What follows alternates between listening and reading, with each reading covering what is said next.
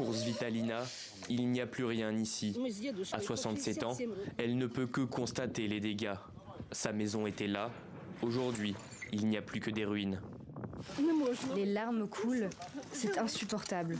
Nous vivions avec nos enfants, nous travaillions, nous entretenions tout, le jardin, nous avions tout. Heureusement que nous étions partis 2 jours plus tôt, nous voulions rester jusqu'à la fin. En mars, pendant 10 jours, des roquettes, missiles et obus ont bombardé le petit village de Velika Pisarivka, à seulement 5 km de la frontière russe. 567 frappes ont été enregistrées en une dizaine de jours.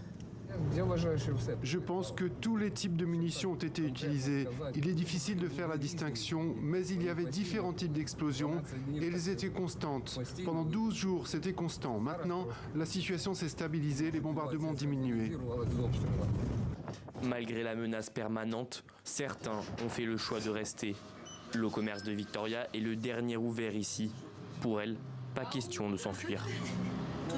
Ma maison est ici, mon mari est ici, notre peuple est ici. Nous ne pouvons pas les abandonner.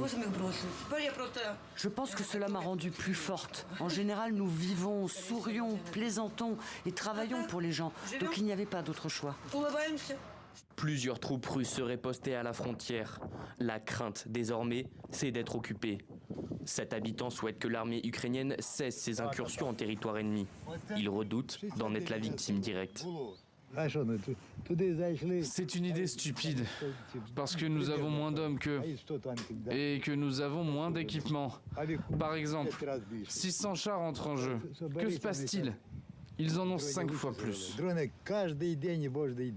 Cette semaine, Volodymyr Zelensky a réitéré ses demandes d'aide, notamment dans le secteur de la défense aérienne.